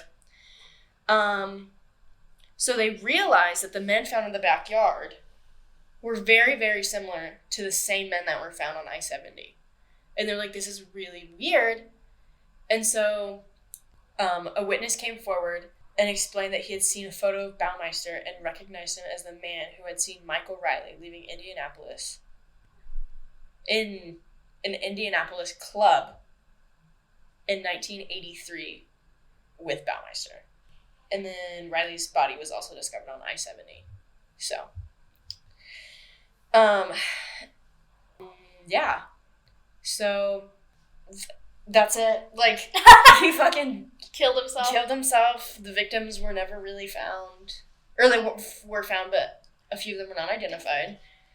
And the families never really got the justice that they deserved or closure. And he's just a fucking big fat piece of shit. And I hope he's rotting in hell currently. Just absolutely rotting in hell. So, yeah. Awesome. So, you can also, a lot of people visit the Fox Hollow grounds because it's still a thing currently, which I hate. But I kind of love. I hate it and I love it. Because it's just so weird to know that somebody murdered and buried people there. I hate that. But, I don't know. By all accounts, he was just like a normal fucking guy who was like a little bit weird and then became a serial killer. Because if you think about the McDonald's triangle, which is the 3 points that make a serial killer, it's like the main 3 points. Of course, there's more that make a serial killer, but it's bedwetting, not child abuse, like animal abuse and or killing animals, and arson. He did none of those. But most serial killers that you like read about or learn cases about, they're obsessed with death and decay. But a lot of people are. I mean, I'm not obsessed with it, but it's very interesting to me. All right. So, well, that's Herbert Baumeister, motherfucker. Yeah. Okay. On that note. Oh, we forgot. I want to point these out. The fucking information that was found yesterday of the dunes, the Lady of the Dunes, and the Libby and Abby murders, the Lady of the Dunes have been solved. They know who it is, which is amazing. And Libby and Abby, there has been an arrest charged. So, that's very exciting for them in crime news. And I'm very, happy there's some sort of closure and result in that. Yeah. But we don't know for sure if the guy who was charged with Libby and Abby's murder is actually the murderer, but it still helps. It really helps, especially narrow it down. So if you don't know about those cases, we'll probably cover them. I don't know, maybe. Some point. Whatever. We probably will. They're really, important cases, I feel. And the Lady of the Dunes was not solved until 30 years later, I think. And that's pretty fucking crazy pants. And the Libby and Abby murder still isn't solved, but yeah, it's not solved, but it happened in 2017, and they finally have a suspect. So that's really, really good. So, on that note, we will see you guys next Thursday. Next Thursday. Follow us on all the things. Podcast, The Macabre. On what? All the things. Instagram, Facebook. Gmail? We have a Gmail. We also have a Patreon. Yeah. Maybe we can get some better audio quality.